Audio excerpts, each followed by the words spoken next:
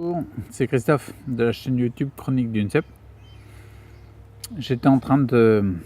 tu vois, je suis tranquillement dans le cadre chez moi. Je peux sortir de plus en plus souvent. Yes, ça c'est bon ça. Ouais, tu vois, avec un petit décor nature. T'entends 3-4 piafs qui se battent en duel, qui chantent un peu pour essayer de voir qui c'est le soprano de l'équipe, quoi. Donc je suis tranquille. Là, j'étais en train de penser, je voulais faire une vidéo, m'arrêter... un petit peu 2 secondes sur un principe, une étude qui a été réalisée en 2000 et en 2005, dont j'avais parlé dans mes vidéos sur les handicaps légers et les handicaps lourds.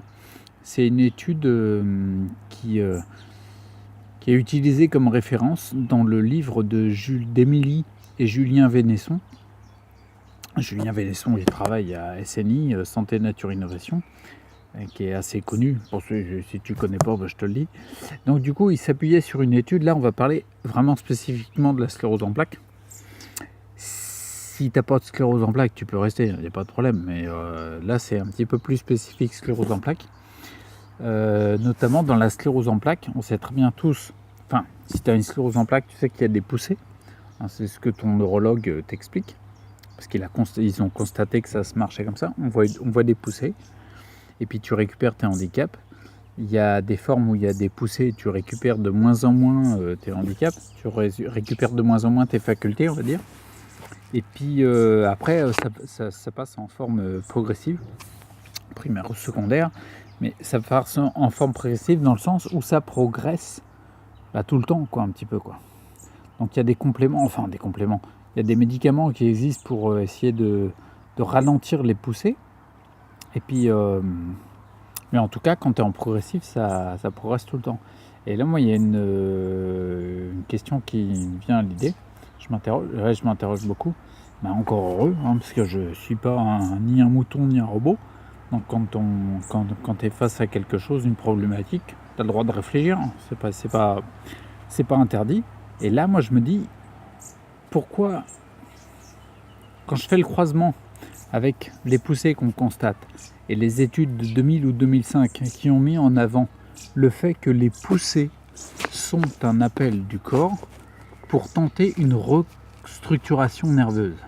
D'accord ? Ça veut dire que les poussées, c'est un stress qui est émis par le corps pour pouvoir créer de la reconstruction. Et là, moi, je me pose la question, je me dis, quand on évite d'avoir des poussées, quand on prend des substances actives pour limiter le nombre de poussées, au fond, alors c'est bien parce que c'est vrai que les symptômes de la poussée, c'est pas agréable, c'est vraiment relou, mais la question c'est, est-ce qu'on est plutôt bénéfice, on fait plutôt des bénéfices, ou alors est-ce qu'on empêche le corps d'essayer de reconstruire quelque chose? Tu vois ce que je veux dire?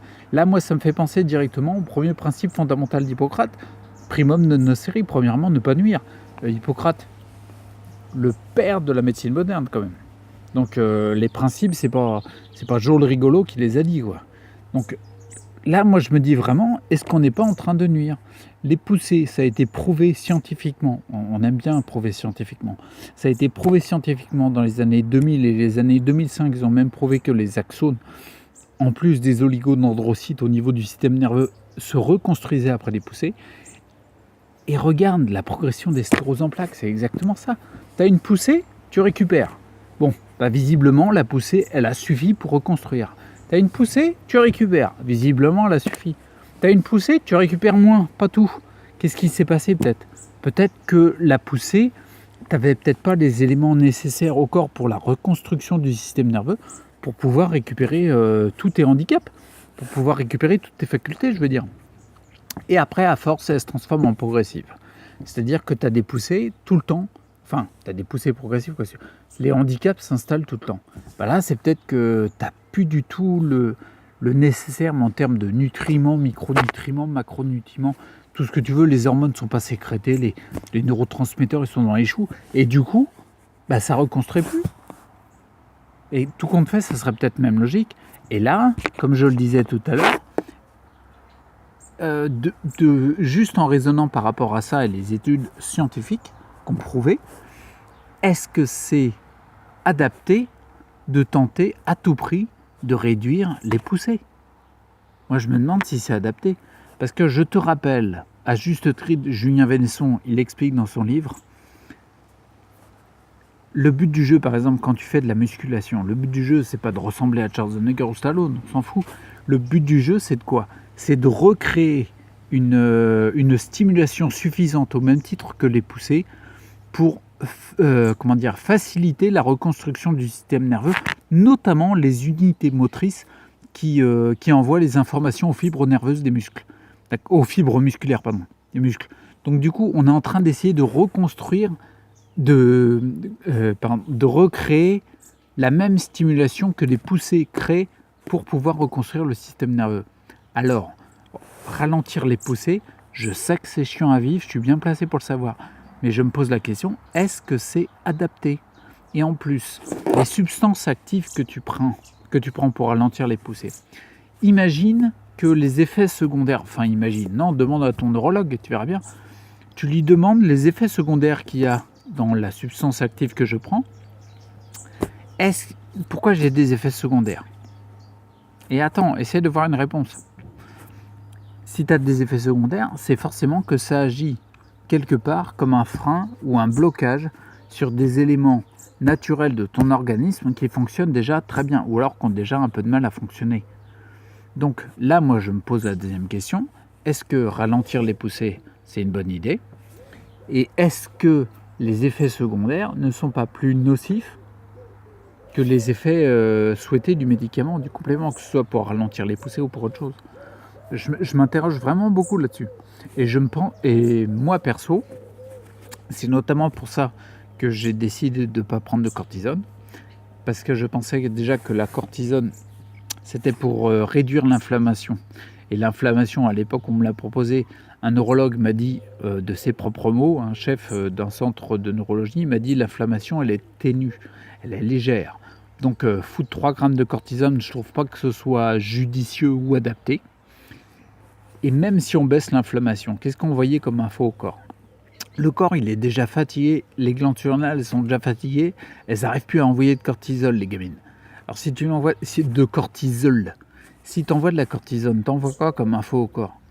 T'envoies, t'inquiète pas, t'as pas besoin de faire du cortisol, tu vois, t'as eu un apport extérieur. Je suis pas forcément sûr que ce soit adapté. En plus, quand on envoie de la cortisone, c'est 3 grammes de cortisone, un bolus. Il y en a pas mal sur YouTube qui mettent des vidéos sur ce qu'ils vivent. Et c'est d'ailleurs très très motivant, je trouve, pour tout le monde, d'avoir des témoignages. Ils expliquent que quand ils prennent un bolus de cortisone, ils ont dormi 21 heures en une semaine. 21 heures en une semaine. Tu fais 21 heures en une semaine? 3 x 7, 21. D'accord? Ça fait en moyenne 3 heures par nuit.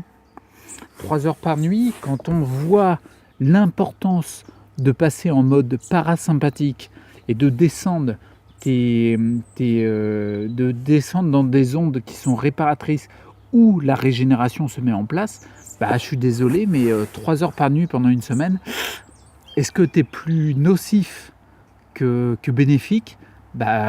Primum non nocere, le premier principe d'Hippocrate, là je suis pas sûr qu'il soit suivi là. Donc tu vois, je me pose des questions sur la cortisone notamment, sur le côté baisser une inflammation puis envoyer une information au corps comme quoi il a le nécessaire, donc il n'a plus forcément besoin de solliciter les glandes surrénales pour faire de la cortisol, du cortisol, alors qu'en fin de compte il aurait besoin d'en faire. Et puis deuxièmement, vu le nombre d'heures que tu vas dormir, c'est complètement néfaste, ça c'est clair. Tu prends une sclérose en plaques, même quelqu'un qui a n'importe quelle maladie chronique, on sent qu'il y a un épuisement au niveau de ses glandes endocriniennes, etc. S'il ne dort pas, il ne va rien réparer. Là, moi, je crois qu'on est beaucoup plus délétère que bénéfique, quoi. Et en plus, je pensais à ça notamment.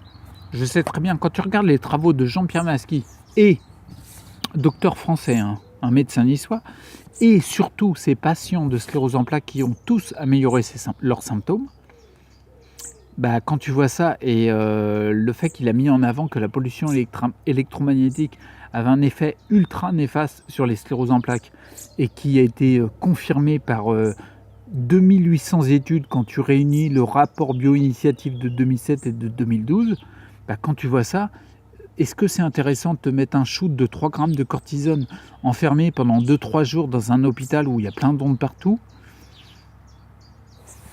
Bah moi je pose la question. J'ai peut-être pas la réponse, mais je me suis dit, je vais éviter ça, tu vois. Alors je sais très bien que j'ai des symptômes, tu vois. Je sais très bien qu'il y en a certains là, en ce moment, tu vois, qui sont accentués au niveau des tremblements des mains. Je sais très bien. Et en même temps, je sais pourquoi je fais le rapprochement par rapport aux compléments que je prends. Et je sais très bien aussi les avancées que j'ai. Je sais très bien que mes orteils, je suis en train de les ressentir alors qu'il n'y avait plus rien. Tu me piquais l'orteil, je sentais que dalle. Je me suis brûlé sur la cuisse, je sentais rien du tout. Pourtant, la brûlure était balèze, il y avait des cloques et tout. Là, ces trucs-là, maintenant, je les ressens. Je ressens le frais du drap sur mes jambes, tu vois. Je ressens le frais du pantalon quand je le mets, quoi. Bah oui, mais n'empêche que tous ces trucs-là, je peux que les constater, tu vois. Donc du coup, moi, je me pose vraiment la question sur les éléments. Est-ce qu'on est plus nocif ou pas? Et je reviens sur le début de la vidéo. J'en fais une pas très longue sur ce sujet-là. Il faut vraiment garder à l'esprit que dans les années 2000 et 2005, il y a eu des preuves scientifiques qui ont montré que les poussées sont en fin de compte quelque part un appel du corps qui tente de reconstruire du système nerveux. D'accord? C'est hyper important. Je vous encourage vraiment à lire le livre de Julien Vénesson qui parle du sujet.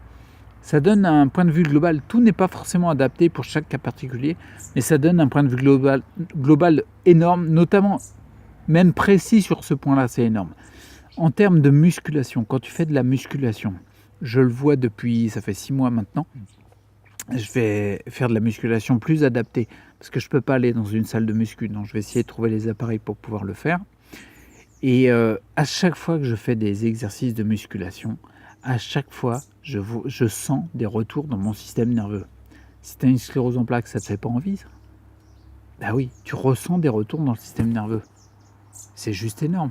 Lis le livre de Julien Vénesson et d'Émilie qui avait la sclérose en plaques. Enfin, qui avait, je ne sais pas si elle est sortie ou elle est guérie. Mais lis-le. Tu vas voir, tu vas constater tout de suite, elle va expliquer directement les retours qu'elle avait. C'est capital. Il faut garder en tête que les poussées, c'est un appel du corps qui tente de reconstruire le système nerveux. Et le système nerveux, quand tu lui amènes les bons nutriments, il se reconstruit. Il n'y a pas de problème. Quand tu amènes le nécessaire, c'est les travaux du docteur Terry Waltz. Allez, je vous le dis quand même, docteur Terry Waltz, je vous en ai déjà parlé.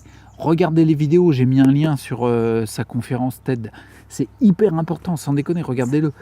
Imaginez, elle, ce qu'elle a fait, c'est une médecin, une docteure. Qu'est-ce qu'elle a fait? Elle a été pragmatique et concret. Ça, c'est un esprit scientifique.